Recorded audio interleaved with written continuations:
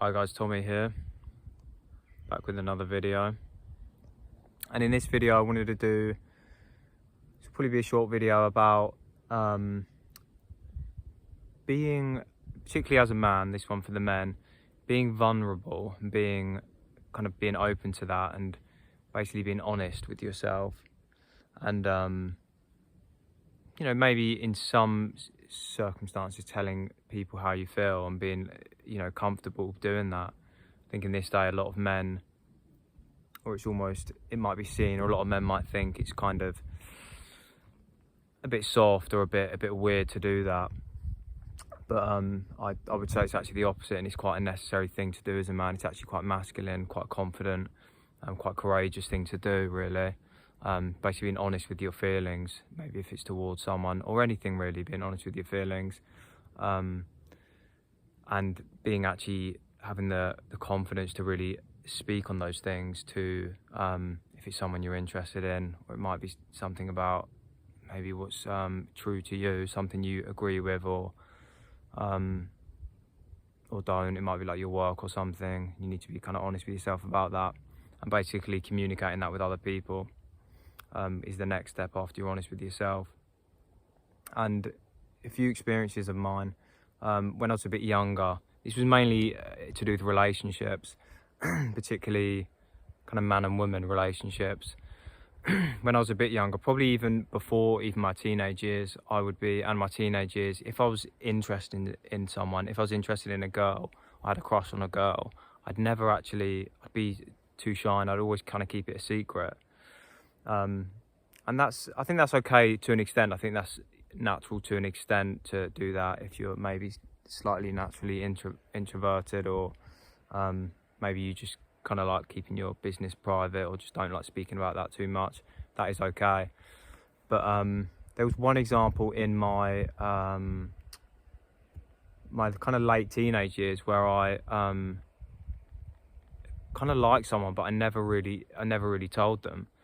And I even think about this situation even today, like I wish I maybe said something, or even if I didn't say anything, I wish I kind of even showed them in a better way. I sometimes look back and think, shit, I wouldn't have done that now. You kind of regret it, and you kind of think almost, what could have been? And maybe this situation wouldn't have worked out with this person.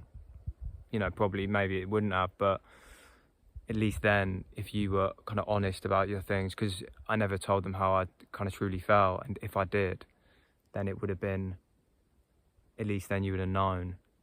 But now, when you haven't, it kind of, you don't know, and you always think, oh, maybe what if it could have been different, but maybe it wouldn't have, but you don't actually know. So actually, for your own peace of mind and your own sanity, I think it's a necessary thing to do. It's a necessity to be honest and have the ability to, and the confidence to communicate your feelings, particularly in relationships, but with anything in life, and be able to communicate them first with yourself and then to the world and to others.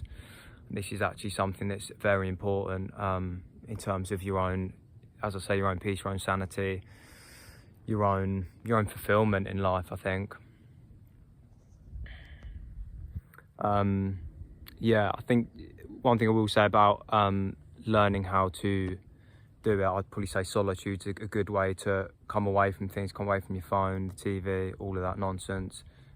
Walking's quite good for the mind, by the way, but you can come, or you can, sit alone, just be on your own for a bit.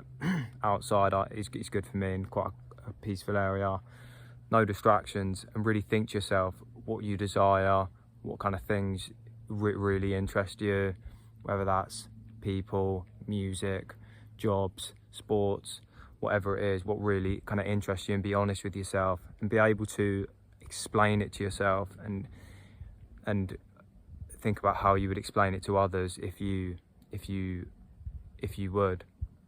wanted to, and you should. And there's a couple of times since I've been traveling for a few months, since I've been traveling, where I've implemented this quite well, and I felt a lot better about it.